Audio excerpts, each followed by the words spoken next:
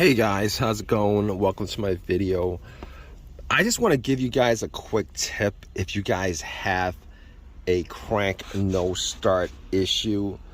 So basically, there are so many things that could cause a crank no start issue, as well as anything that could affect a car having issues. The whole troubleshooting step is just really tedious when it comes to certain issues. But if you guys have a crank no start issue, there could be so many things that could be causing it.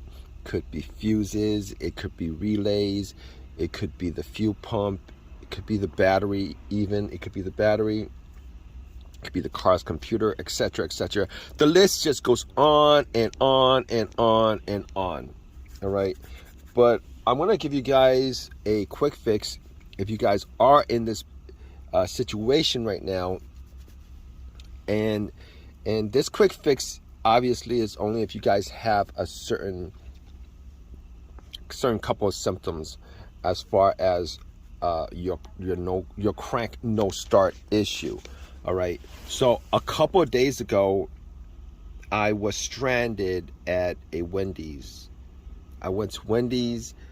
The car was driving fine the whole entire day. I went to Wendy's, got some, came out and came across this situation where it cranked but it wouldn't start. It cranked but it wouldn't start.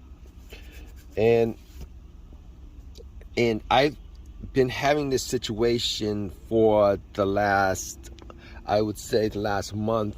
It just showed up maybe a month and a half ago, and then it became progressively worse afterwards, but it became noticeable essentially within the last month where it would crank, it wouldn't start, it would crank, it wouldn't start, and then it would, it would start after a couple of tries.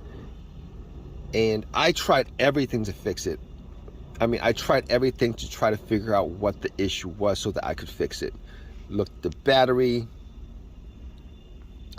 checked out all the fuses, checked out all the relays, plugged in OBD2, obviously. Thought it was a fuel issue, thought it was an electrical issue, but couldn't figure out what the problem was. Did all the tests that I could possibly think of in this situation to try to figure out what the problem was, and could not fix it. And all these tests were on the car itself. I thought maybe it was the fuel pump. It was a fuel issue because the battery was good. Tested out the battery was fine. And I essentially thought it might have been maybe a battery issue. Test out the battery. All right, the battery was good. It wasn't low. Changed out the battery like 8 months ago. Thought maybe I bought a bad battery, but no, it wasn't the battery. The battery was good. And then it occurred to me that maybe it was the fuel pump. I know it wasn't the starter, because when I was troubleshooting it, I was going down the list of things that I was trying to look for as far as what could possibly be the problem. So I ruled out the battery. I jumped it. I charged up 100%. That wasn't the problem. I ruled out the starter. Obviously, it was cranking, so the starter's fine. Sometimes if you have a weak starter, it might not crank all the way, but it, when it cranked, it was a very strong crank. So ruled out the starter, and obviously wasn't the alternator. And I looked at the fuses and the relays. I looked at the ground wire. Ground wire were clean. All the cables to the battery itself, I cleaned up. Tighten it, cleaned up. As far as the ground wire is concerned, it's connected to the frame. It's good. It's cleaned up. So went through all those steps to try to figure out what it was, and it wasn't any of those things. All right. So obviously, as far as troubleshooting is concerned, I'm going to go through certain steps just to figure out what it is. Easiest steps. So next thing is I looked at the fuses, used a fuse tester, tested out the fuses. All the fuses were good. Thought maybe it was the ECM that was the problem. Plugged in OBD2. It read all the way through. I had this one issue before where I plugged in and the OBD2 and it read halfway. It was a crank no start issue. It read halfway and then it just hung there. Knew that it was the ECM that was the issue, the car's computer. So this time it read all the way through without any kind of issues whatsoever, and there was no codes. So I ruled that out and got to the point where I was thinking to myself that it was probably the fuel pump that was the problem. But I did test out the fuel pump and the motor was running. The motor was running. I listened to the whizzing sound of the motor. The pump itself, it was running, so it wasn't the fuel pump. And with that note, it wasn't the fuel pump relay either, because if it was the fuel pump relay, the fuel pump wouldn't be running. If the fuel pump relay was broken, the fuel pump would not be running. So I spent so much time going through everything over and over and over, at least a couple of times, just scratching my head trying to figure out what it was in the car, what it was about the car itself that was malfunctioning, that was causing the issue, etc., etc. Even went to the point of maybe changing out the fuel pump, even though I heard the motor whizzing. I was thinking it could be the fuel filter that was clogged or whatever.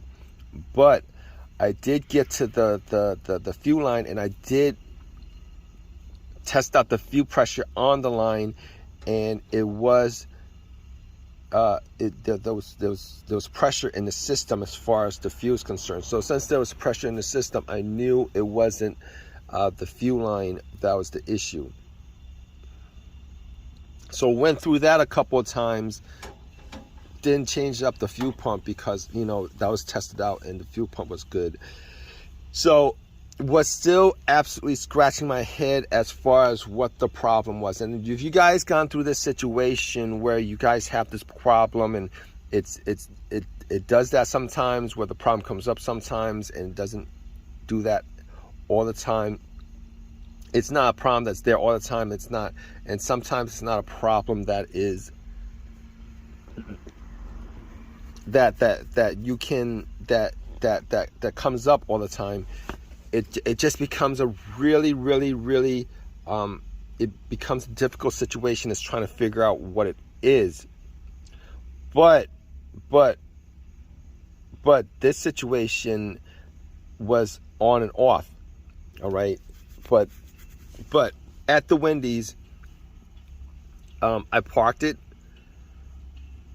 went to get something, and then came out, and then I tried to start it over and over and over and over again. It would crank. It would crank over. It would crank. It would crank. It would crank. It would crank. But it would not start at all. It wouldn't start at all. I mean, it wouldn't turn over at all. It would crank. It wouldn't turn over at all. So, at that point, I was sitting in the car, and I was thinking about calling a tow truck. And it occurred to me, what if it was something as simple as my fob key?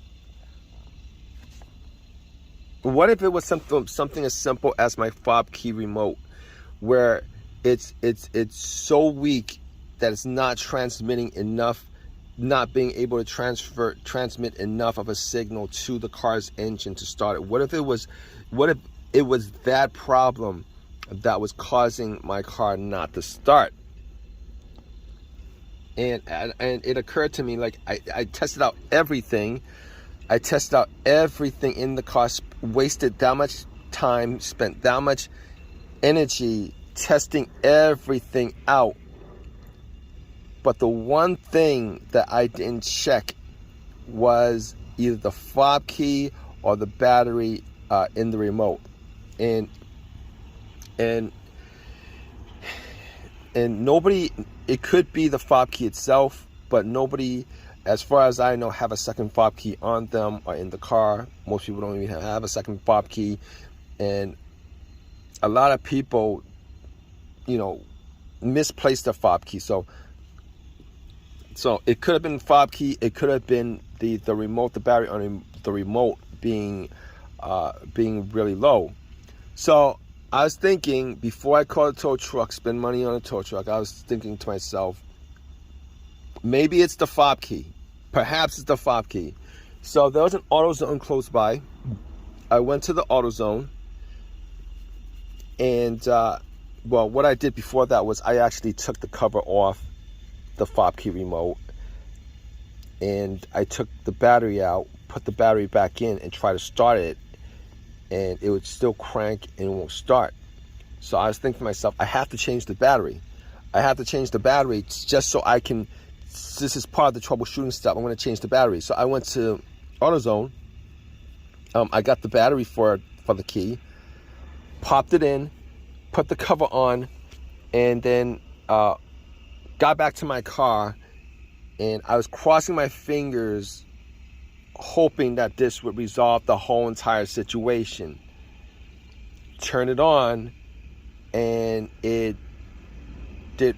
You guys guess what's gonna happen, right? I turn it on, and then it turned on. It automatically turned on. It worked, and it ran, etc., etc. So absolutely amazed that I missed out on that most simplest troubleshooting step as far as troubleshooting this crank no start issue. And this is one of these situations where a lot of people miss that first step, which is the easiest step.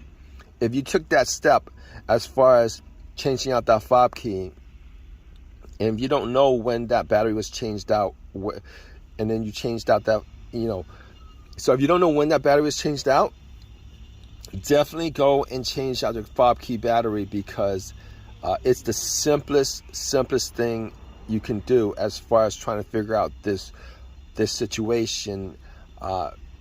And the most, people skip over this, the whole fob key battery being the situation being is that it's not actually directly connected to the workings of the car. A lot of people don't think that the fob key itself is direct, aside from turning it on, they don't think that a remote actually is directly connected to, whether the engine starts up or not, for the most part, because a lot of people actually just skip over that step. So just to make this long story short, don't want to keep you guys waiting as far as this situation is concerned. If you guys have this situation and you guys are stuck right now trying to figure out what's the easiest thing you guys could do as far as getting your car to crank up and start, if you guys are close to a Walgreens or a CVS or a Walmart or any place that sells these batteries for the fob key, definitely make that your first step, just to rule that out. Because if it works, that actually solves your problem right then and there. If it works, it solves your problem right then and there. That's the culprit of your problem. Simple fix. The battery itself is probably like $6 or whatever, and you could get your car moving. Problem resolved. All right. So I hope this has helped you guys out as far as your problem is concerned. Definitely, if you guys have your own personal experiences with this, definitely leave a comment in the comment section. It might help somebody else out. Please give me a thumbs up. Please subscribe. All that good stuff, right, guys? And hope the problem to your crank no start issue is as simple as that.